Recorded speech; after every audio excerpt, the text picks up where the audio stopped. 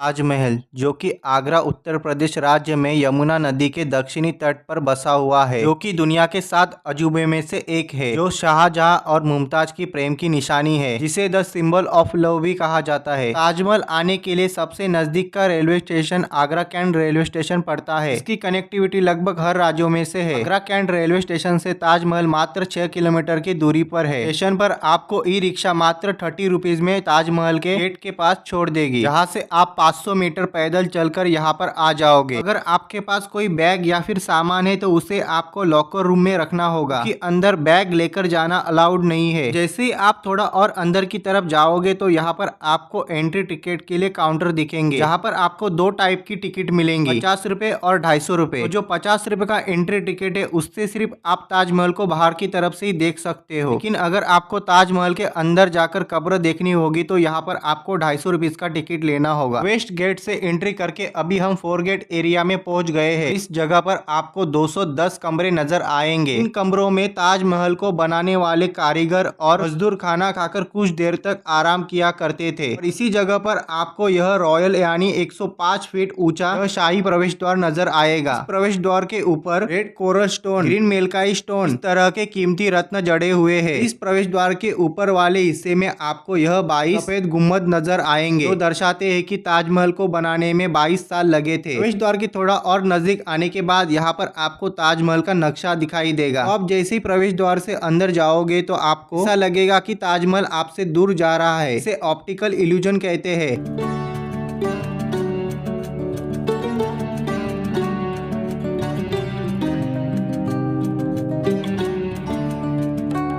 ताजमहल को देखते हुए आप जिस एंट्री गेट से अंदर आते हो, सामने आपको यह फोटो क्लिक करने के लिए सेल्फी पॉइंट नजर आएगा। और जिस जगह पर आप खड़े होकर ताजमहल के साथ फोटो क्लिक करते हो, असल में यह ताजमहल का अगला हिस्सा ना होकर यह ताजमहल का पिछला हिस्सा है।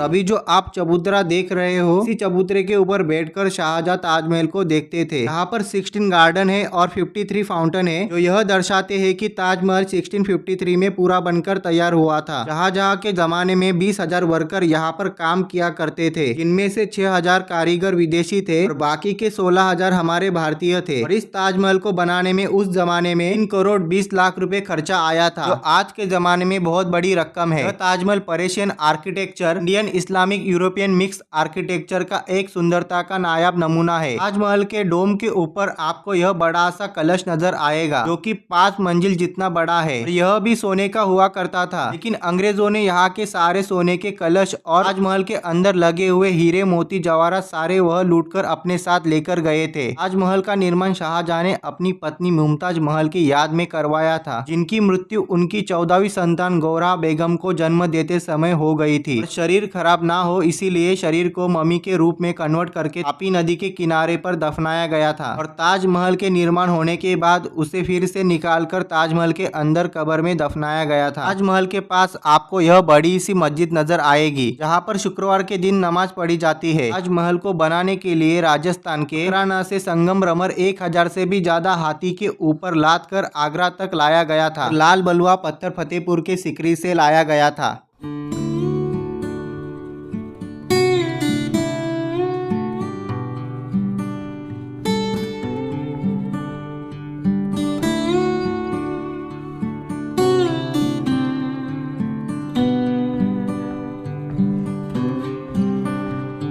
अभी जो आप सामने देख रहे हो, यह शाहजहां के जमाने में मेहमान खाना हुआ करता था। और जब आप ताजमहल को करीब से देखोगे तो आपको वह हर जगह से सेम नजर आएगा। ताजमहल के अंदर एंट्री करते ही आपको सामने मुमताज और शाहजहां की कब्र नजर आएगी। यह दोनों कब्र नकली है। इन कब्र के ठीक नीचे बेसमेंट में असली कब्र बनी हुई है। ताजमहल के पास ही यह खूबसूरत से गार्डन बने हुए है।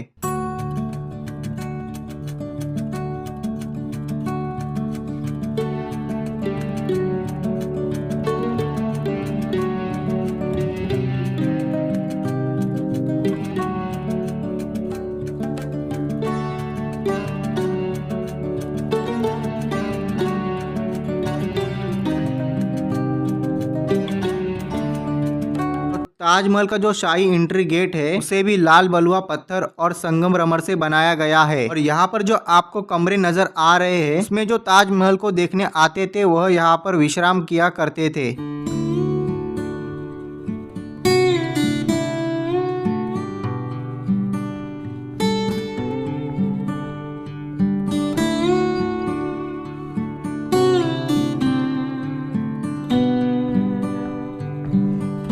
ताजमहल के शाही गेट से बाहर आने के बाद यहाँ पर आपको 4 एंट्री गेट देखने को मिलेंगे और जिस एंट्री गेट से आपने एंट्री की है उसी गेट से आप एग्जिट भी कर सकते हो।